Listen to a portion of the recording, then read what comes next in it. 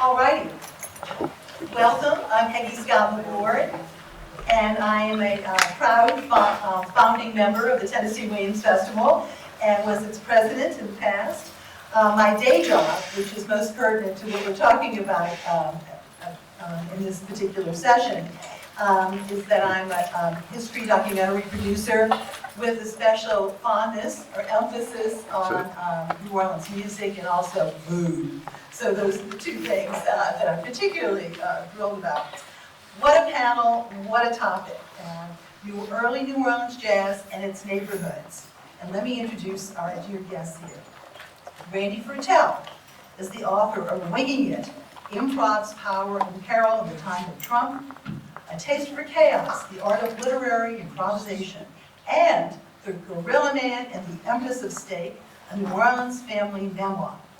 And Randy has taught at both Tulane University and Harvard, and he is president of the Fertel Foundation and the Ruth U. Fertel Foundation, named for his mom, Ruth Fertel, founder of Ruth's Chris Steakhouse, and he lives in New Orleans and New York. Welcome, Randy. Thank you for being with us. John McCusker. John has been a photojournalist in New Orleans since 1983, working at the Times-Picayune and the New Orleans Advocate. He is the author of Creole Trombone, Kidori in the Early Years of Jazz, and co-author of Giacomo, The Native Roots of Mardi Gras Indians, both published by the University Press of Mississippi. He writes a wonderful, and it's in the paper today, the backstory column for the Times-Picayune about our more recent past. Welcome, John. And Fatima Shaik. Fatima wrote the very important Economy Hall, The Hidden History of a Free Black Brotherhood, an American Book Award winner and Louisiana Endowment for the Humanities 2022 Book of the Year.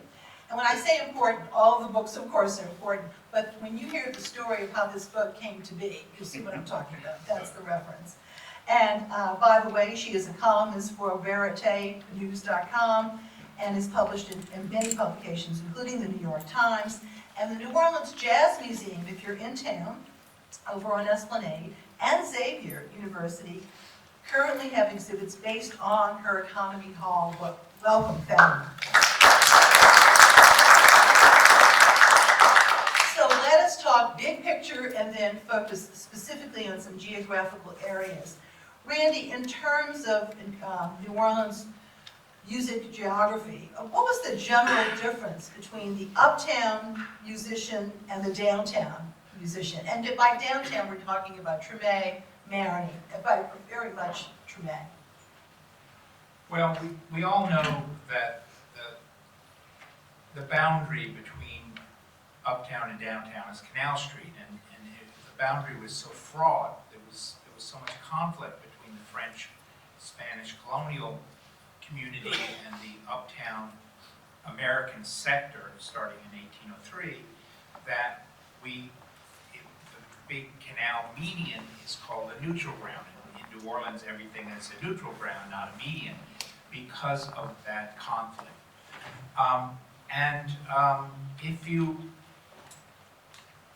If you look at the musical scene, that conflict was there too, because the downtown musicians were the French often trained in Paris, or at least they were readers, they were trained in the European tradition of solfège, do re mi, and they knew how to read music. Their job was to take the music off the page and bring it accurately to the audience. But uptown was a different community. They didn't have this French training. They had no training.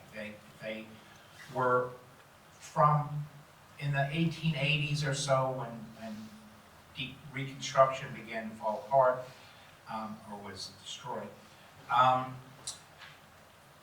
There were a lot of former plantation dwellers who W.E.B. Du Bois says they huddled in the cities for protection. So there's this huge influx, tens of thousands of people from the plantations seeking safety from the white leagues, KKK. So Uptown, they're not well trained. They form bands out of musical instruments that they make at home and then grow up to play. And they're called head musicians. They're not readers because their music comes out of their head. What we now say is they play by ear. So Buddy Bolden probably didn't read. Probably not. Louis Armstrong didn't really read until he went on to the Maribel Streckfuss Riverboat, thanks. And so there was this conflict, and you know, we're talking here about the cradles of jazz, which is a birth metaphor, right? So the question is, you know, how was this combination of finesse and improvisational verve, how did that come together to give birth to jazz? So that's, I think the neighborhood's theme is the way to approach that, because I think that it came out of a marriage between those two communities. I mean, they're just blocks apart, but it's different worlds. So I could go on, but we'll probably come back to that. Okay, no, it's a good start. Now, John, for many years you've done a jazz history tour, and so you really do know what the jazz map looks like. Tell us a little bit about that. Yes, and what I found in my research, and this started with a series I did for the Times-Picayune many decades ago, but it continued and it informed my work on both of my books. And this was an area that I had not seen done in jazz history, which is just asking the simple question. Having grown up in New Orleans, I always heard this was the cradle of jazz. Well, having grown up in New Orleans, I knew that wasn't good enough. I knew that there were places, there were landmarks. Where did this happen? I know where they signed the Declaration of Independence. I know where the Constitution was signed. This is important American history.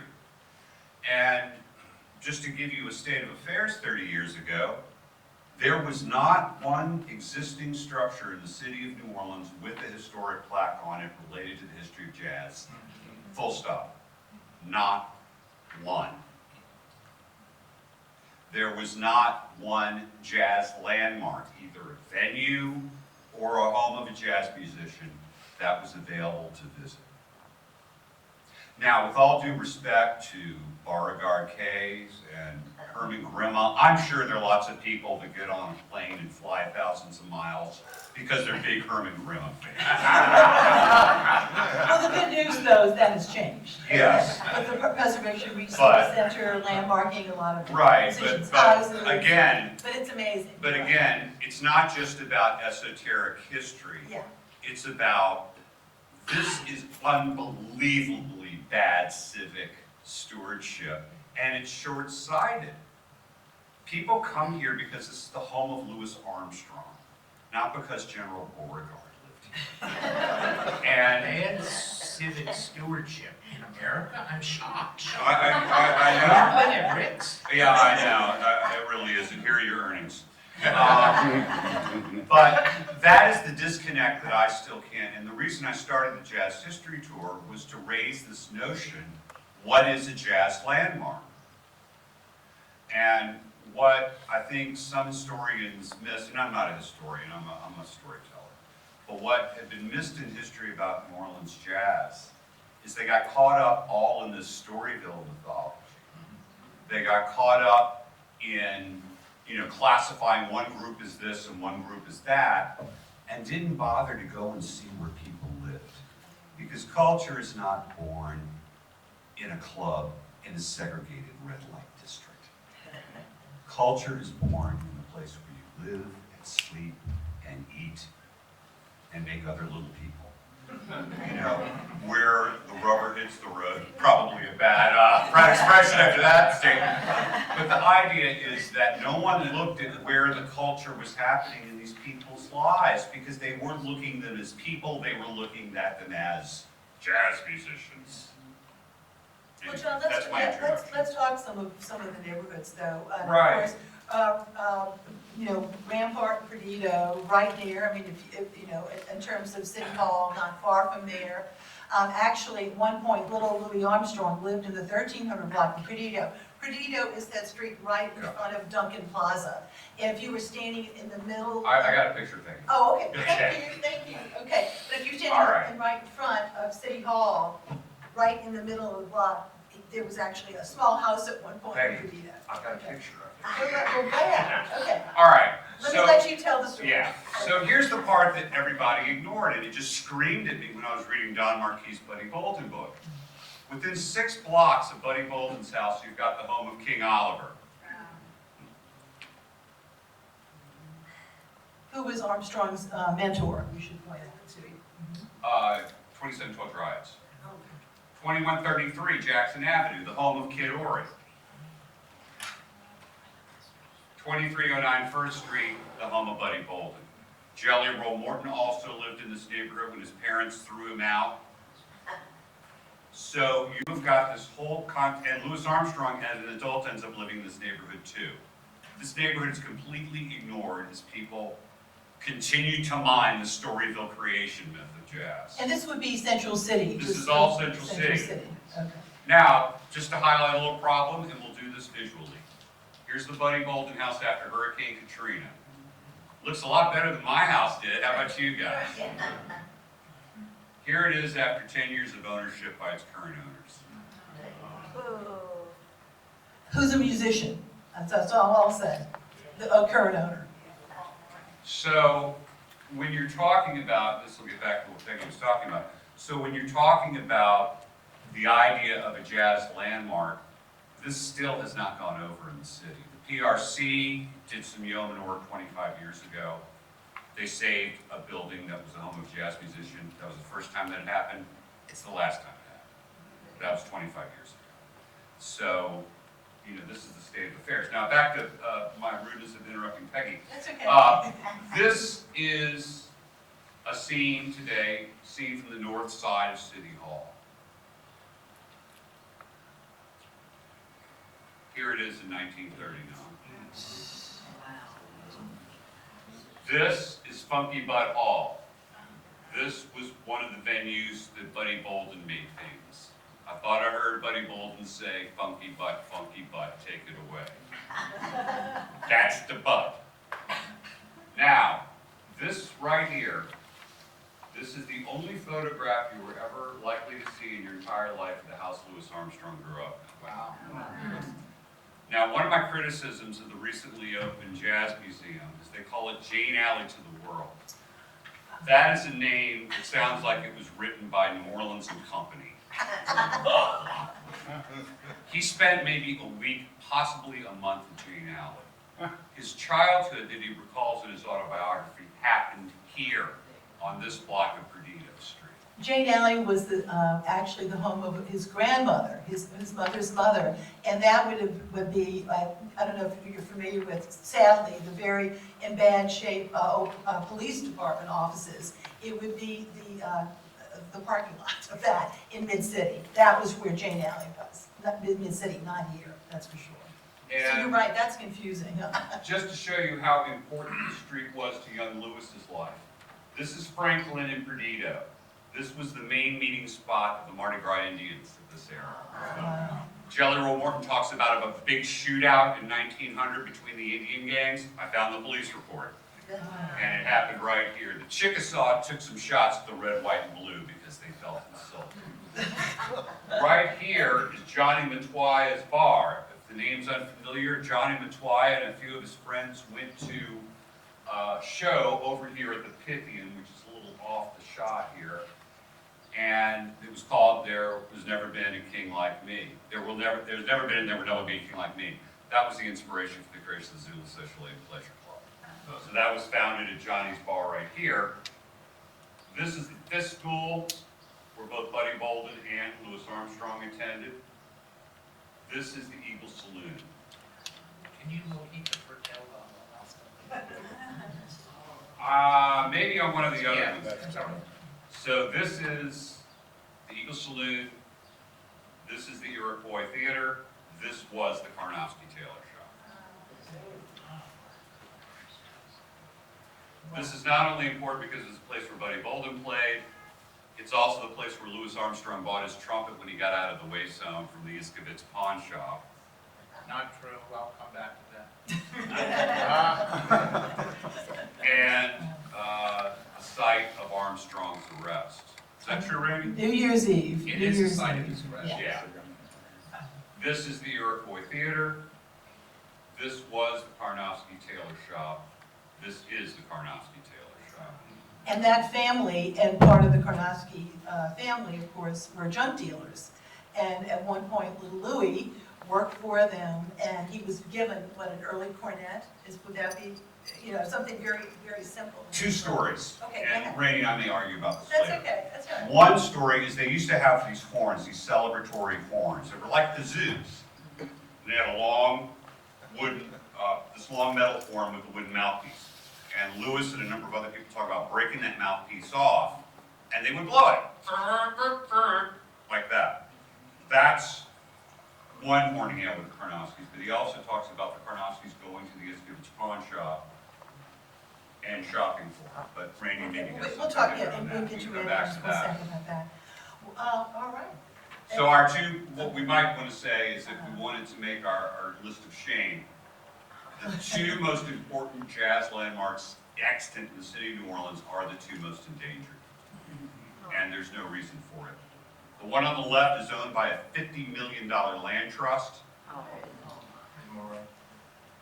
The one on the right is owned by multi-million-dollar pastors who run a mega church. They have both set up straw owners for both of these organizations in order to get out from under city blight fines. But it's a great big okey-doke. Yeah, it's a big grrr. There you go. All right, thank you. Now, Randy, That's- if you want to show, because Randy's family is directly linked to this neighborhood, and we should point out also in terms of the neighbors who live there. And Randy, would you please go into that, like, who was living in that neighborhood at that point? And So it's a wild neighborhood. It's called the Battlefield. it's the early It's 1900s. it's back of town. And my great-great-grandfather, Sam Moneybags Fertel, had a pawn shop in the 200 block and Rampart Street. of Rampart. And he, and the Fertels ate every day across the street at the Astoria Hotel, which was the nicest black hotel in town. It was built by Tom Anderson. We're not sure when, in We the have some 80s images of or early that. 90s. And then he sold it to the Braden family of Hank Braden fame. It had the Tick-Tock Tavern where my ancestors ate every day for lunch. They had gambling tables where Lewis would lose all his money at the Koch tables. And one family story is that he would go across the street and hawk his cornet. So, anyway, it was this wild place. It was, Randy, Sam. can you show the images? I'm trying, how do we, or do you have a little clicker? Yeah, Sorry. Let's go to yours, okay. Let's pull, yeah, pull. You're going the wrong way. Okay.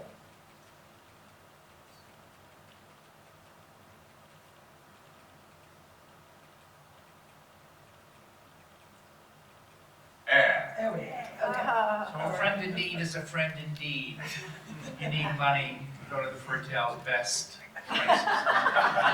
And so I told a story last night at dinner, and it hit me late last night that I could adapt it for this audience. So I like to say there are three kinds of royalty in New Orleans. There's Rex, right? There's Mardi Gras royalty. And then there's Creole royalty. We have one at our table. And then there's restaurant royalty. And when you're hungry, the one that matters is the restaurant royalty. Well, there's more royalties in New Orleans than that. There's musical royalty. We're talking about that today. And there's also where you get your money when you need it. So it seems interesting that King Milling was the head of Whitney Bank all those years. But if you needed to get back in the Koch game, well, you went to the Fertel. So this world is swirling with Orthodox Jewish haberdashers and loan offices, and like the Karnofskys had their rag and bone shop, and my great aunt Nettie's husband, Max Fink, was actually Jake Finks. Jake Fink, Right. which Itzkovich had moved across the street by 1914 when he gets out of the colored waste. Okay. And it was Sam Fink's that. Wrong way again. So this is the Fertel building, one of two. The other is at Perdido and Rampart, cat corner from the Eagle Saloon. This is the Astoria Hotel with the Tick-Tock Tavern. And Louis Armstrong played their upstairs Golden Dragon. I don't know the date of this, but he writes about it. And this is a spasm band. I'll come back to that. So this is the moment that changed everything. When Louis Armstrong is nabbed for shooting a weapon on New Year's Eve, he's 12 or 1912. so. And he's nabbed by a guy named Lieutenant Holyland. He did all kinds of resonances in this story. And he's sent to the Colored Waves home, where Professor Davis, Peter Davis, teaches him the cornet. And so this is the moment that changes everything. And George Schmidt, who painted this, calls it the Eagle Loan Office because he wanted to suggest that the Eagle Saloon is next door, and of course the Eagle Saloon is so important. I asked when I learned, I bought this from him before I did all the genealogy work behind his book, and when I learned about the Fink Loan Offices, Tad Jones said, confirmed that we don't have a receipt or anything, but Tad Jones and other historians confirmed that it was the Fink Loan Office where he bought that cornet for $5, $2 from the Karnofsky. So I asked him to repaint the Eagle Loan Office, the Fink Loan Office, and he laughed that wonderful, raucous laugh of his. He says, "No, Randy, I wanted to, Eagle Saloon and all." And, but I thought I'd fiddle with it a little. I didn't mess with the paint, but I fiddled with Photoshop. So remember, Fink, but I'm gonna have a card made, and cornets to the king, because it was my family that sold him that first one. Did you want to say something about By this? the way, Okay. if you're wondering about George's history, he has that streetcar going uptown, and the traffic on Rampart Street obviously comes downtown. So much for. This is amazing how many cars, how many Yeah, names there are. there's another historic break there too. There was an assumption that the Eagle Saloon was known as Eagle Saloon because it was next to the Eagle Loan Office. But actually, there was a saloon there, and in 1915, the liquor permit is held by Frank Dewson, who was the leader of the Eagle Band. Wow. Connections. So, Yeah. All kinds of. George might have painted a little too soon. Randy, do you want to say something about the spasm band before we move? About what? The spasm band? You said you had that image earlier. Well, so Okay. I've asked the question, how did these two communities come together to birth jazz? The Want to go back to that? well-informed. Want to go back to the spasm band? Where's the, oh, sorry. So,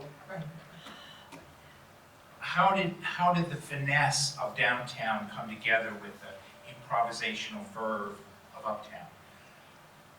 symbolically at least, I place that moment, that marriage, that insemination, to go back here, in the Smithsonian interviews, Jelly Roll Morton tells a story about a friend coming to him in Storyville, I guess in Storyville, and saying, man, you gotta come hear this Spasm band on Rampart Street. The singer is amazing. Now, Spasm bands had homemade instruments, and they were called that because they, I guess, had a herky-jerky kind of movement when they danced to their music. So, Jelly Roll Morton goes uptown to Rampart Street, where earlier, as a kid, had been sent to Chinatown, which was catty-cornered from the Fertel loan office, and where he was sent to get 50 cents worth of opium for the band. So he knew uptown, but he goes up there to see the Spasm band, and there's Louis Armstrong singing with that amazing voice. And, you know, Jelly Roll Morton claimed to be the father, the mainspring of jazz. He created jazz, he says in the Lomax interview. If he didn't create it, maybe he gave birth to it when those two communities came together. It's interesting that he gets thrown out of his downtown residence by his family because he's playing in Storyville, and he moves uptown. And so he's in that world, Yeah, not to split hairs, he's thrown out by the time he's 10 years old. Oh. It's his stepfather. Yeah, but It's not about Storyville? No, it's not about Storyville at all. That's okay, everything you think something's about Storyville, it's not. I will say, I mean, there was music in Storyville. I'm not saying music was invented in Storyville. No, but what I'm saying is Of course there was that music. either way, I don't think Jelly Roll's interactions with Storyville were happening when he was 10. Got it. Okay. Well, we're gonna move. I know I waited until I was much older before I encountered prostitution and sex. Let's move on to another neighborhood, and we can mix it all up a little later, but first we want to hear now from Fatima with her wonderful book. Would you set the stage for Economy Hall? I will set the stage for Economy Hall. I'll take off my Creole crown. I think I'll decline my Creole crown. And here's the head that wears it. Exactly. And I'm going to talk about some of the things you guys said too. The Economy Hall was in the Treme area. It was established by the Economy Society, the Société d'Économie, in 1857. It was built in 1857. The society started in 1836, so that is downtown. There wasn't that much of a distinction. I know there's a distinction between uptown and downtown, but I have to, with respect to these gentlemen, Sure. I have to say that during the Reconstruction period, like in Economy Hall in the 1860s, there were many grand mass meetings for suffrage and for the vote. And that the people who came together to get the vote came to Economy Hall, right? So this is On pre-jazz. Ursuline? Is this on Ursuline Street? Ursuline Street. They came to Economy Hall from all over the city. So that was in the 1860s. So jazz, we're talking about jazz getting started in the 1890s, 1880s, right? 1880s, 1890s. 1902. That's what Jelly Roll said. Well, I think Jelly Roll lied a lot. Let's forward to your images too. Who's got these images? Okay, let's do that, okay. No, I'm going back. Yes, go back. Yeah, bottom. Okay.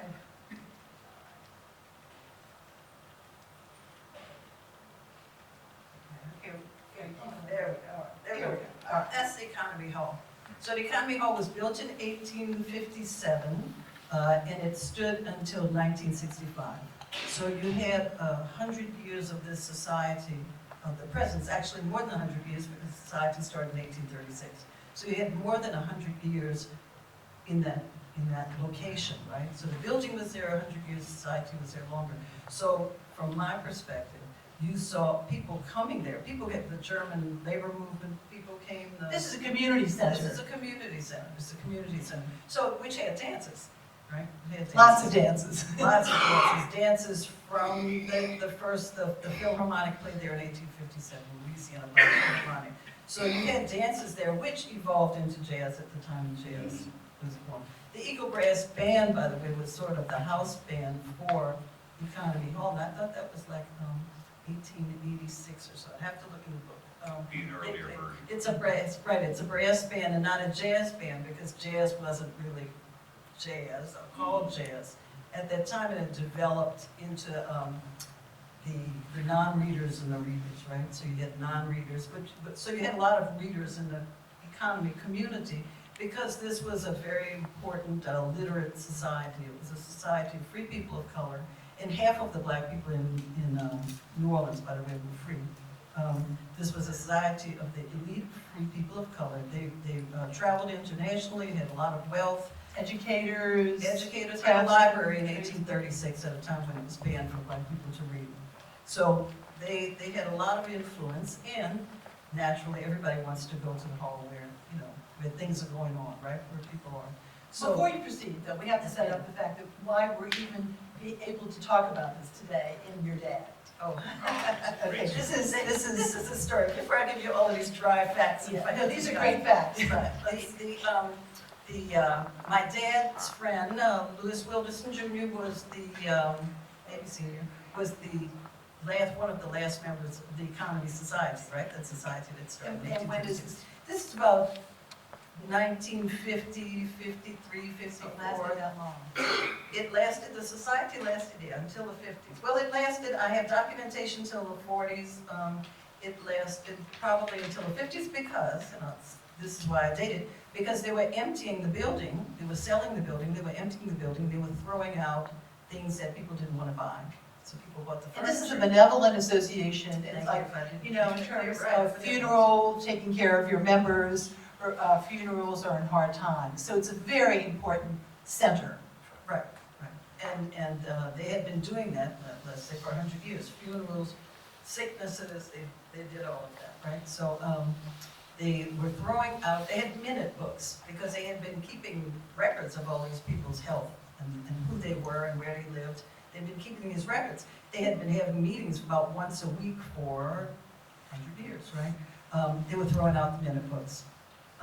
So my dad, Mr. Wilderson told my dad where the record books were. They were on the back of a dump truck. My dad picked up the record books, brought them to our house, sat in the house for about 50 years. Okay, so let's ponder that right there. They were in a dump truck, Yes. the records of this incredible community center. Well, like, I don't know which one of you guys said, but people were not paying attention. You did, you said that. People were not paying attention to Black benevolent associations or places where musicians lived, anything. Nobody was paying attention, right? But my dad was interested. He was getting his PhD in Ottawa, so he was all written in French, so he thought that he could maybe use this for his records. Anyway, I was a writer, but after those 50 years, I had become a writer. I'd written a few books, and I went back to look at the records, and I saw that the records had all of these names in them of people that lived in my neighborhood, downtown, of people who had served in the Battle of New Orleans, who had been in the Civil War, who had been in the first civil rights movements, like equal rights movement in the 1860s, and then all the way up to the teachers of jazz. So William Nickerson was one of the members of Economy Hall. Berthiaud Perron was the uncle of A.J. Perron, that fellow who wrote "I Wish I Could Shimmy Like My Sister Kate." A true jazz pioneer. Right? Berthiaud was the uncle of A.J. Berthiaud was president of the Economy Society. So a lot of people came, if you're going to hire your relatives, right, to play music. So these people were playing in Economy Hall very early on and teaching some of these non-readers. Now, if I may just add this one thing. When we talk about the beginnings of jazz, I kind of go back to sort of the pre-beginnings of jazz, right? And I do relate that to these Reconstruction marches, the brass bands and the Reconstruction marches, because these people came to Economy Hall. They were registering voters in 5 years before the constitutional amendment. They were trying to see how many black people would vote if they could, right? And they were registering them in Economy Hall in various places, wards around the city, all the way to Algiers. So these people came to Economy Hall to talk about this kind of stuff. So you saw that uptown, downtown, across the river commingling of races at that time too, right? Because you had lots of people who came who were sensitive, who wanted black people to have the vote. Not just black people wanted black people to have the vote, other people wanted it too, right? So they all came to Economy Hall. So that is why I think that reputation of that building is so important, because it pulled up everybody, and they came there and started having that mix of culture, just like they had those conversations. Fatima, for those who have been to the Jazz Fest, where do you go and listen to traditional jazz? The Economy Hall Jazz Tent. Yeah, there's a reason for that. And let's move into the jazz history there too.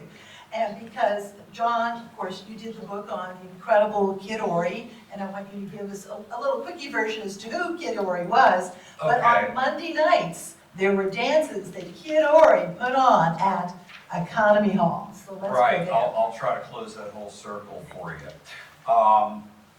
Edward Kid Ory is what you can think of him as is a transitional figure between the earliest jazz pioneer, Buddy Bolden, whose career ends in 1906, and the ultimate New Orleans jazz musician, Louis Armstrong, who arrives on the scene in 1918. And he's a trombone player. And he's a trombone player. But the import of Kid Ory is as a band leader. And Ory, as a teenager, is influenced by Buddy Bolden, knows Bolden, listens to Bolden, hears Bolden, but ultimately develops as a musician enough to realize how to transcend Bolden. And Bolden is considered to be sort of the quintessential, the beginnings of jazz, what we know of as jazz. The early days. Let's say Okay. this. The people everybody talked about. Let's say this. Okay. The word jazz is problematic. So let me use the verbiage that the men who were there, excuse me for the patriarch of it, it's all guys, that are interviewed, what the men said. They said the hot music started coming around in 1902.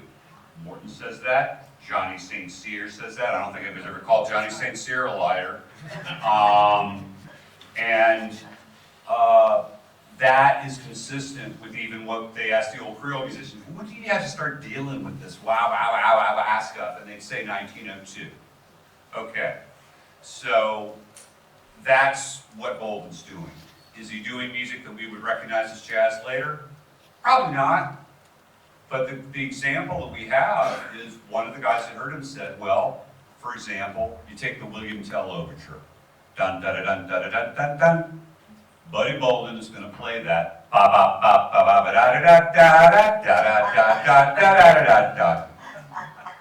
Now, musically, what's happening there is you're syncopating and you're adding dotted notes all around the main notes of the piece. Now, maybe that's jazz, maybe that's on the way to jazz, but the important thing is I think it's a pointless argument. Because the people that were influenced by Bolden, Ory, Morton, Oliver, Mutt Carey, all of them became jazz musicians. None of them ended up playing classical or opera or anything like that. And another thing, I want to touch back on this uptown, downtown thing because I really tried to blow this up as much as I could in my book. And let me just say, and this isn't reflective of anybody here, but just coming into it, just generationally, what offended me about most of the jazz stuff is it was a lot of white people classifying black people into groups. And anytime that happens, nothing good's going to come out of that. So I don't look at people in New Orleans in terms of what their paint job is, as Danny Barker used to call it, although that's significant. I look at it what their cultural perspective is. Are you a Catholic? Are you a Protestant? Are you a spiritualist church? Are you a spiritualist church? Good Do point. you speak English? Did your ancestors speak French? And I, for one, was very offended, and he was a friend of mine and I loved him very much, but when Don Marquis really fell into what I think is a trap of this uptown, downtown thing, and it's a trap Who for two wrote the reasons. book on Buddy Bolden? Yeah, it's a trap for two reasons. One, any Creole born after 1885 is embracing jazz as their music. That bugaboo, that's probably not the right word, that that problem about jazz, oh, it's noise and everything, those were Creoles that were born, that were contemporaries of Buddy Bolden, born in the 1870s. Alphonse Picou, you know, people like that. But, you know, really, by the time Kid Ory is a professional musician, by the time King Oliver's a professional musician, these are all men that are born in the mid-1880s on. That distinction doesn't matter anymore. Now, Ory, I will say, he may have been sort of the important figure here, because he is a Creole by birth, he's a Creole by blood, but he embraces the uptown style of playing. Well, John, let's go back But to he's those. not a Creole by birth, in the sense that he's not from downtown, he's not from Treme, he's from Raceland. You don't have to be born in Treme to be a Creole. No, I know, but the Creole, meaning can I- of Creole in New Orleans means downtown Creole, means downtown Treme, and you know, he's self-taught, he's not I would just In a classical respectably tradition. submit that that's not what it means in Boyles Parish, St. John the Baptist Parish. I'm not doubting that he's a Let me Creole, just- that can I every just right throw to in call here? his band. But you see that this is an Let's example of the let thing that we're falling Let's into. The definition of Creole historically is people who were born in Louisiana during the colonial period and their descendants. Okay, so that is white people, black people, anybody in any parishes. Now, if you want to make a distinction about, because we were talking about music, if you want to talk about that Creole style of playing traditionally French speaking, you might say downtown. But there are Creoles in parishes, of course, Louisiana. But- right? Well, and then I would also But point you're out leaving So that, listen, you get But you're five leaving people out. on the panel, you're gonna get 5 definitions of Creole. What you're leaving out, and you know, there's nothing like a little conflict on a panel, right? What you're leaving out is that the Creole musicians downtown, for a while, spoke disdainfully of those wild musicians uptown. and when did that end? Well, it ended, but They definitely you want thought to of it. dismiss this distinction that I think is important. I'm not dismissing the distinction, I'm saying that after a certain point, it was irrelevant and ignored. Yeah. I think you make a really good case. in your Yeah. argument. I need to go back to what's going on, and this is fascinating, believe me, but what's going on, that on Monday nights, okay, where Kid Ory is hiring a band, and Louis Armstrong's in that band sometimes, isn't he? Yeah, well, we have a series of events that happen in the summer of 1918. First of all, the Kid Ory Band plays a place called the Winter Garden. It's not really the Winter Garden Theater. It's this place that used to be a stable, and it's at Rampart and Gravier. They get busted. Oliver's furious. He is just fed up with the police harassment. He and the clarinetist in the band, Jimmy Noon, decide they're going to take an offer and go to Chicago, which leaves Kid Ory with having to replace King Oliver. Louis Armstrong had been hanging around the band and kind of filling in sometimes, but remember, in June of 1918, Louis is 16 years old. He hasn't even turned 17 yet. And when Ory tries to replace Oliver with Armstrong and he goes to bars, the bar owners won't let him play because they know he's underage. And at this point, the draft has come down and you have to show your draft card to prove your age. And there's the great myth of Louis Armstrong's July 4th birthday. That's why the 17-year-old went to go register for the draft and said, yeah, I was born on July 4th, 1900. So he could get that piece of paper so he could play in the bar. So when Pete Lala came up and said, hey, Ory, that kid's not old enough, he goes, no, Mr. Pete, I'm verified. So that's the story on that. So Louis joins Ory's band. They're playing Economy Hall. Ory is such a successful band leader that he sometimes books Economy Hall and nearby Cooperators Hall and keeps one dark just to eliminate the competition. So they're playing at Economy Hall, and who stops by but Fate Marable, who was the band leader on the stretch of the Steamers, and he The rest hears is history. Louis. And that happens in the spring of 1919, and that sets up the stage for the next step. And that's when the opposition between uptown and downtown collapses, because Louis learns on the Streckfus Riverboat, how to read. To me, the reading musicians, And it's yes. because of that event at Economy Hall where the Streckfuses or the Marable, wherever it was, Hi. engaging. I think that's nice. But I don't, this is sort of the great man theory, you know, that like one great man is the one who changes history. And it was changing all around, right? It was changing all, in many places and with many musicians. So I think it's, you know, it's like I said, great man theory to pinpoint a person and a time, but those people like John Robichaud was there teaching non-readers to read, and like I said, William Nickerson, and when would Lorenzo, Tio Jr. Oh, they're all they're back in the early 1870s, 1880s. So Lorenzo, Tio and them were playing Lorenzo. Tio Jr. went into jazz, Lorenzo, Tio Sr., but which is true, that a lot of the reading musicians thought this was noise. Think of the way people who like R&B thought of rap, you know? So it's sort of like this was rap coming to R&B people. So that's what, you know. Yeah, Well, let let me me say, you know, one of the things that fell into my possession with the Kid Ory stuff, and it's now at the Historic New Orleans collection, thanks to Mr. Fertel, is we have Antonio Tio's method book that he taught from. Oh, nice. And it's a French and German classic exercise book. Dovetailing. My cousin's a Tio's. Well, dovetailing actually on what you just said, that's something we really need to make clear, because we're talking about the proto beginnings of jazz, but you also have these orchestras and bands like John Robichaud. Okay, John Robichaud's band perhaps played a little bit more gently. They could also be hot, but they were known for being very dignified. And they played at the New Orleans Country Club for white audiences, and they also played for black audiences around town too. So that's a really big distinction, that you had an outgrowth out of John Robichaud's band and Armand Piron, who was a competitor at the time. Especially in Piron's band, there were musicians who also played jazz. So it just depended, you got the money, honey, what is your audience going to be like? I'm not talking about the ones where we're selling tickets to Economy Hall. It's I have a debutante party, I want to do a thé dansant, a tea dance at the New Orleans Country Club. Armand Piron played, and this is, Purple Rose of Cairo, Shimmy Like My Sister Kate. It was music for any way you wanted it if you were paying for it. That's the other thing I want to mention too, is that we've talked about these neighborhoods, but we need to expand for a moment. If somebody's having a picnic, they're going to hire a band. I mean, this is, we all know, this is before radio, before TV and all this, so you wanted entertainment. So you also wanted a cool breeze if it was July.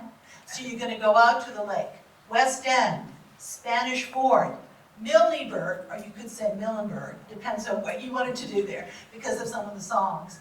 But music's everywhere. But we just have to remember that, if you wanted hot music, they could give you hot eventually, okay? But in those very early days, it didn't always have to be hot. Also, I love the names of the bands too. One of the early bands that played at Economy Hall was the Peerless Orchestra, and Armand Piron was an early member of that. By the way, that's the other thing we should point out. Everybody's switching around. You need me Tuesday night? I can be in that band. Hey, you're trying to make a living.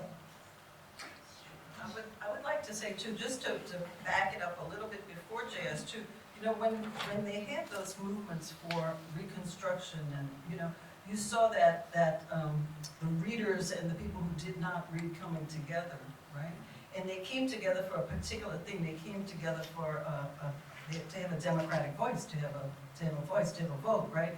And what you hear in jazz developing later is each musician having a voice equally, which is very different from the European repertoire, right?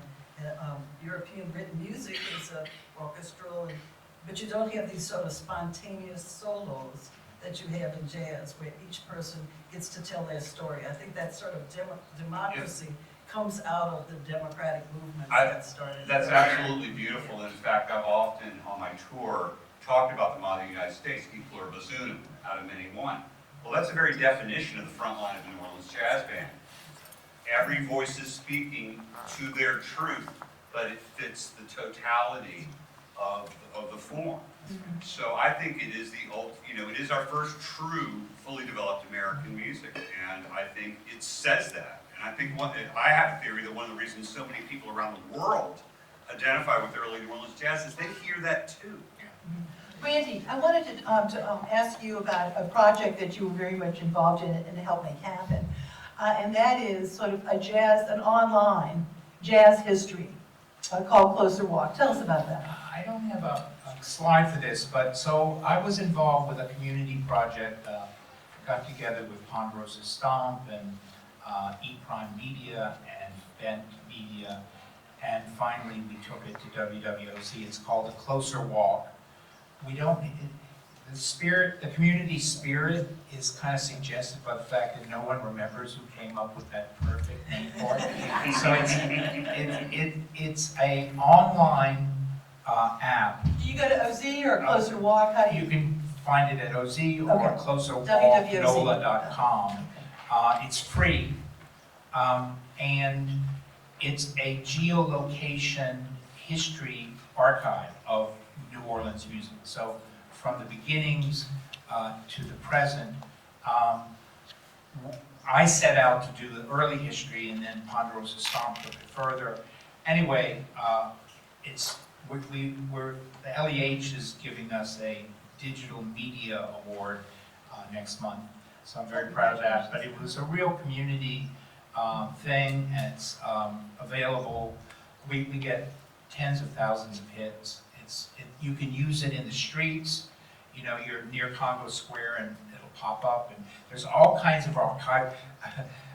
Fatima knows that we have incredible musical archives, history, and John too, in New Orleans, but they're not easy to get to.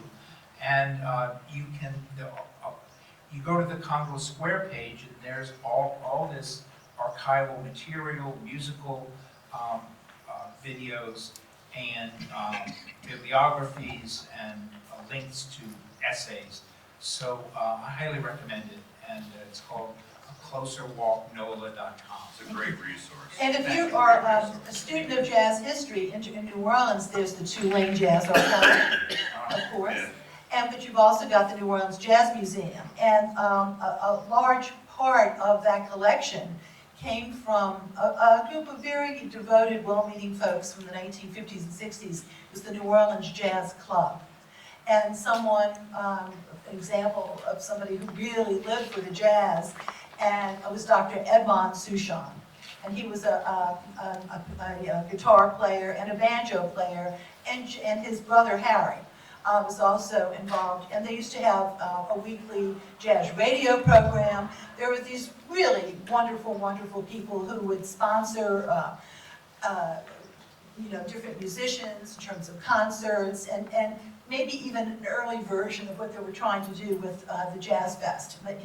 But just trying to keep the drive alive. Because remember, by the late 40s and early 50s, a lot of the jazz musicians who stayed in New Orleans were having really tough times.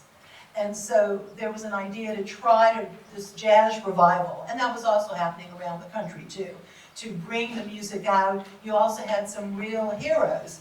William Russell, who he talked about living for the music.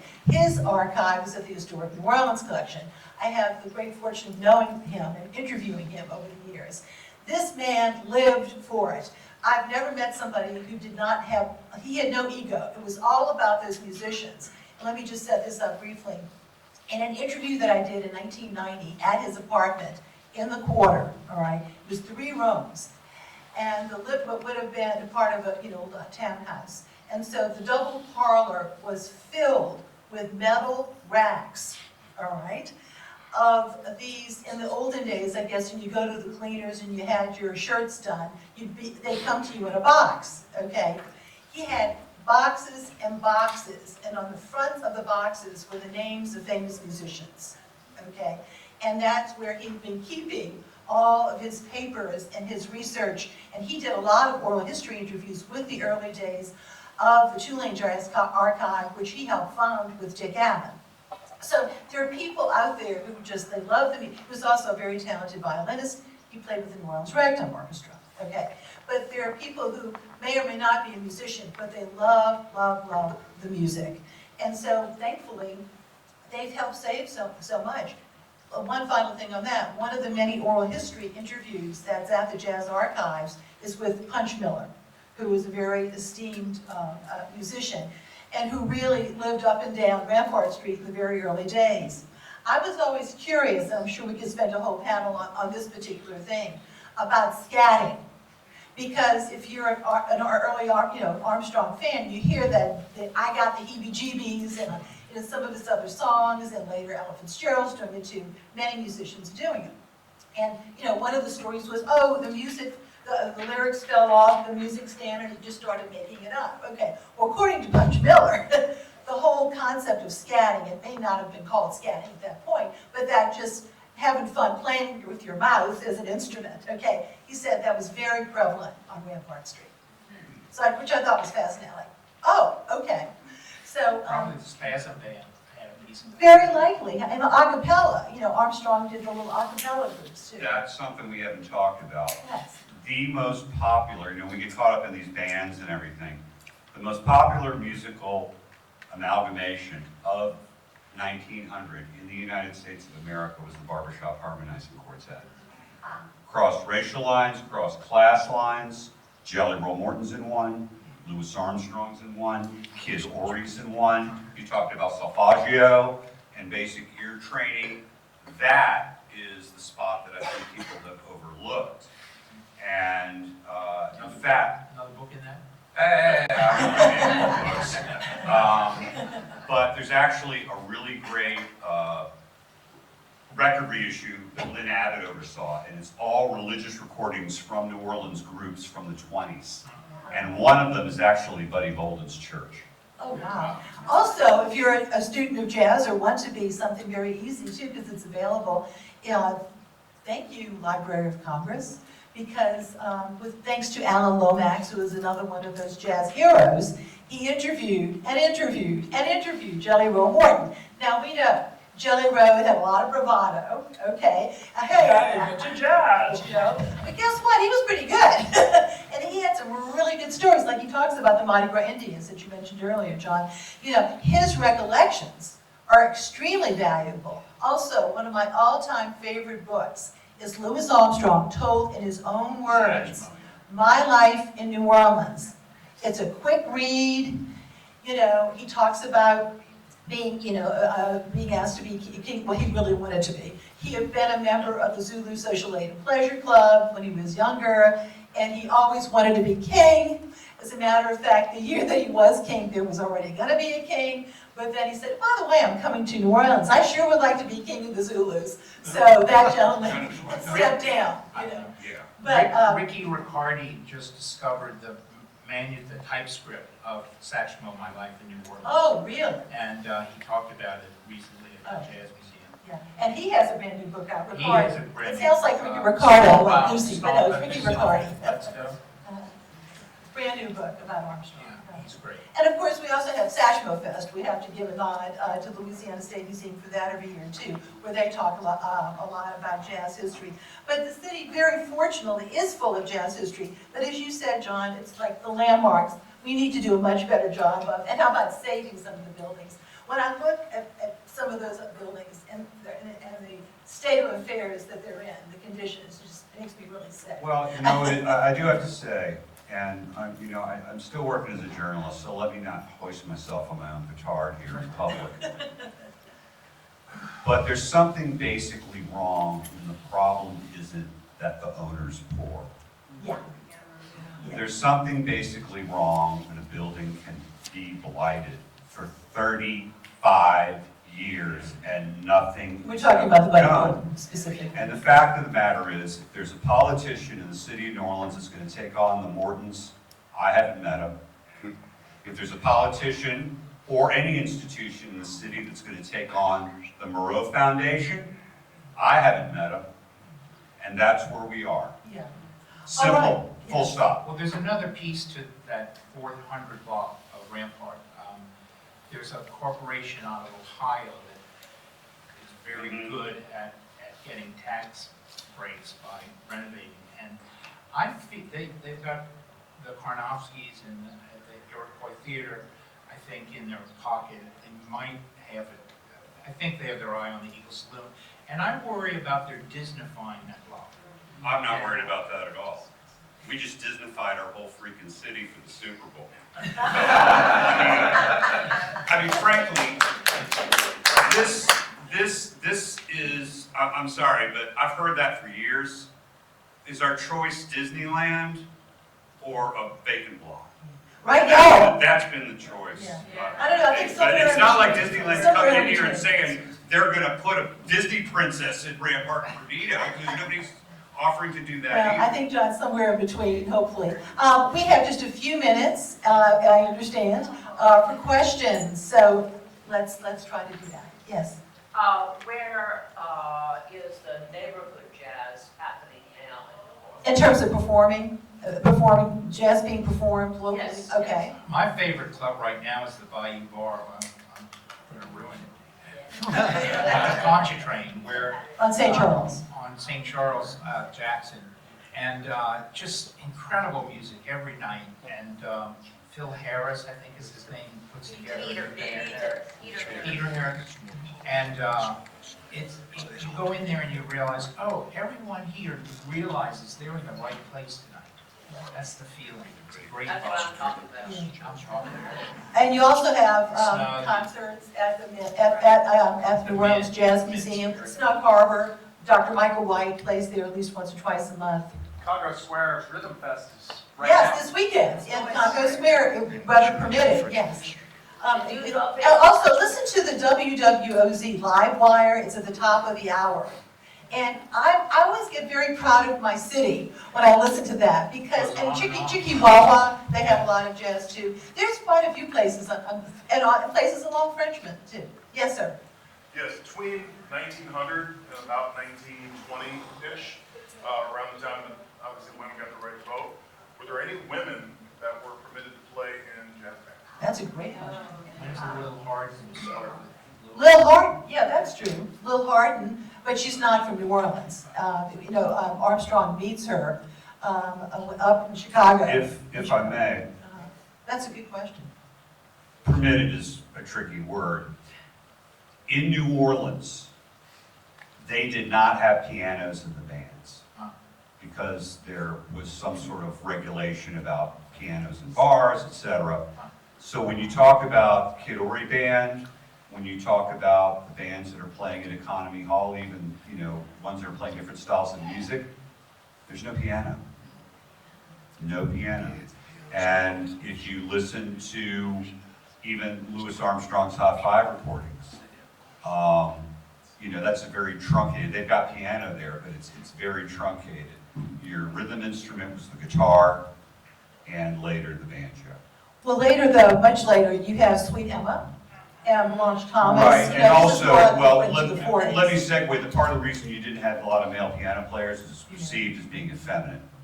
And that's why perhaps Lil Hardin ends up being the piano player in Chicago, or some of the other prominent women who were piano players. Now, Lil had been a music demonstrator in the music clubs in Chicago in the teens, and she eventually falls in with the group that eventually becomes King Oliver's Creole Jazz Band. Yes. One of the clubs that's come back now is the Dewdrop Inn. Yes, Very thank long you. history. Yes, thank you. They definitely, and what a miracle that is. Okay, because of course that was quite the hot spot in the 40s and 50s. Alan Toussaint was actually the head of the band, a young Alan Toussaint of the band. A lot of great music came out of the Dewdrop, and they're doing a fine job of programming now. But that's been a miracle because there were so many ups and downs with that particular project. We're talking about on LaSalle Street in Central City, the Dewdrop. That's a legendary name. Thank you for reminding us. Yes. Back to the subject of mythology. I listened to a lecture and read a book by Chris Thomas King last year. And Blues. King's main thesis, as I'm sure you all know, is that the blues came from New Orleans. The Delta was a swamp filled with mosquitoes, but the original blues players were actually, so New Orleans was the origin of blues. makes the case that Jelly Roll took it to the Delta, the Mississippi Delta, Right. upstate. I found the book rather convincing, but I heard him speak at the Satchmo Fest, and he was less so. As a, you know, as a New Orleans-centric person, I want to think that we invented the blues too, but it's One of- complicated. One of the earliest jazz songs was a song called I Got the Blues. And I think it's probably inevitable that everything crosses, you know, gets all kind of connected there. But, yeah, The interesting. first example I found of the word jazz appearing in in the New Orleans newspaper was in the fall of 1916. And the headline is Jazz is Blues, Blues is Jazz. Wow. Wow. Yeah. Anybody else? Any other questions? Yes. Just real quickly, you spoke briefly about the Reconstruction marches, and that, I'm sort of new to this, so that was very interesting to me. How did that progress once that fell apart, once Reconstruction falls apart? What happens there? Well, I think what you see is what we're talking about, the beginnings of jazz, right? So Yeah. what happened in the Economy Hall, for example, after the marches, so 1878, you saw the federal government leave, right? And the South was left on its own. What people started doing was going into their own places and playing music, like Economy Hall. So Economy Hall started to segregate more by law, right? You saw the musicians coming into Economy Hall and playing in those places that these fellows are talking about. They were now segregated places, but that is where the music was fermenting. Yeah, just a reminder, if you were white, you couldn't go legally. You could not go to a Economy Breakfast Hall. had to You get have to get permission to go to that Thank St. you. Louis. Yeah. You got permission to come into the Economy Hall to see Louis Armstrong play. So most of the music and these musicians that everybody's talking about were in their own communities, playing music. And in the case of Economy Hall, that was the music for many philanthropic parties. They had parties to raise money for schools, their own segregated schools, for their widows and, people who did not have money because money was tight then. So that's where you saw the music. One of the things that interested me in your book is the moment when Economy Hall has decided to have a house band, and they're trying to decide what to call their music. They feel the need of distinguishing their music from the other music, and they decide to call it brass band music, but there's no French equivalent. And I think that's about 1885, or That was 1875 or 1876. Oh, is that Wow, Yeah, that's it was- early. It made me think of that influx of Mexican military bands for the exposition in '84, and they apparently left behind a lot of brass instruments, which I think No, a lot you of don't buy brass, that? the brass instruments came, I think, mostly from the service. You had black people playing in the Battle of New Orleans. Dede's father was playing a brass instrument in the Battle of New Orleans. So it was around. That was very popular. The brass band was really popular. Yeah. Well, let's distinguish. Modern brass instruments that can play a full scale of music were not even invented until the 1830s. They're invented in France and Germany, and they get here because of our opera players going back and forth. Who taught early jazz. One of the myths is, that there were all these trumpets left over in New Orleans after the Civil War. That's ridiculous. We had 3 opera companies going back to the beginning of the 19th century. What did they do if they broke a string? Wait for the Civil War to end? So this is one of those tropes that refuses to die. Where did they get the instruments? Well, we've got 3 opera companies with 3 whole orchestras. You think there's a dearth of instruments? But Randy, back to the Mexican band, though. The influence, not only instruments perhaps, but the influence of the Mexican band. The Mexican band was very popular. This was during the 1884 World's Fair, and very fortunately, some of the members of the Mexican band never went home. They stayed here, including the Tio family. Members of the today. TIO. The Tio family came here came in the 1830s. Okay. So the Tios have been around since the 1830s. But they were from Mexico. And they were from Mexico, Yeah. and the Economy Society people had real connections to Mexico because they were going to immigrate before the Civil War to Mexico. So there were a lot of people from Louisiana who immigrated, Tio was among them, immigrated to Mexico and came back. So I suspect that they were probably playing music because that's what people did for entertainment, right? They were playing music before the Mexican band, but the Mexican band was a popular form, right? And you know, may I just say this? Of course. The reason this is called a hidden history is because a lot of this is in newspapers. But when you saw post-Reconstruction, as this fellow was talking about, post-Reconstruction, the history was erased. So the people who were very active were not being covered or were vilified and called names and, you know, like calling the Mexicans names now, right? So you would see this sort of vilification of people, and then finally the erasure out of media, right? And the media, the popular media of the day was newspapers. So you didn't see this thing happening unless you saw a big event like the Mexican band coming to town. But you had Mexicans that were members of the Economic Society in the 1850s. Fatima, one thing I also wanted to point out, we've been talking about, you know, dances within the hall, but very important with these fraternal organizations is that they would pay for bands and they would have their own parades.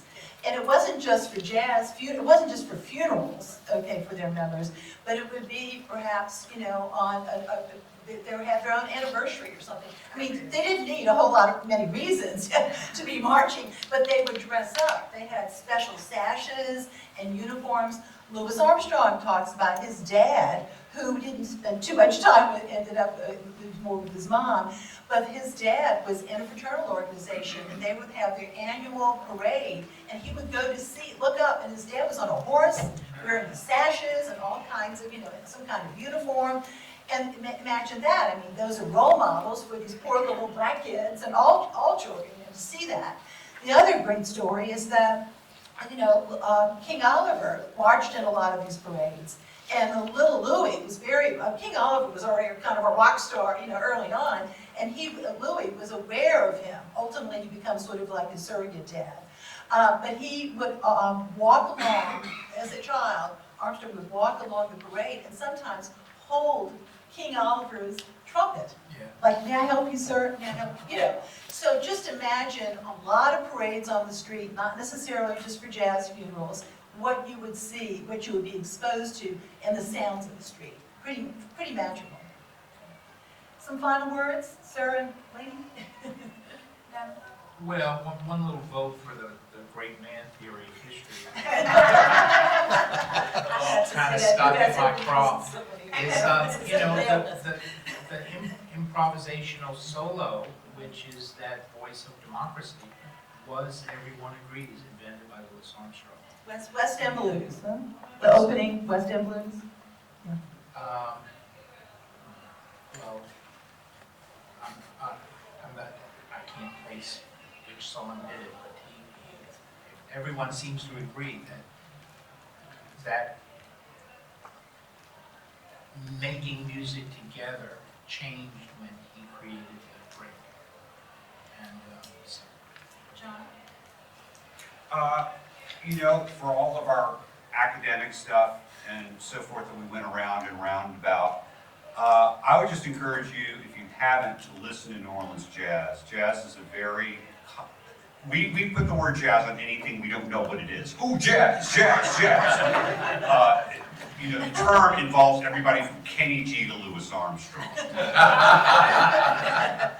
The term is meaningless, I would say. So we have one word to describe the music of over a century, is a poverty. But New Orleans jazz is collective improvisation. You've got that pop is the beat to it. Listen to it, because there is not a greater artistic expression of the promise and the hope of America than that. And I think we could all benefit from having some hope right now.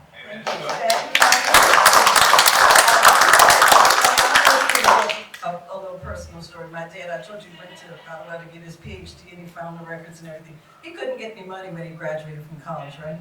So he used to play with Billy and Dee Dee's ears. So, okay, so because Frank Crump was his godfather, so anyway, so he used to play with Billy and Dee Dee, but my dad read music, and he was sitting up at the bandstand with Billy and Dee Dee, And they were playing Honeysuckle Rose, and the music said Sweet Sue, right? So he was trying to follow along. He said, well, you know, what's going on? He said, well, that's just for the people. That music is just up there for the people. So there's things that people know, but they show something else. Well, thank you all.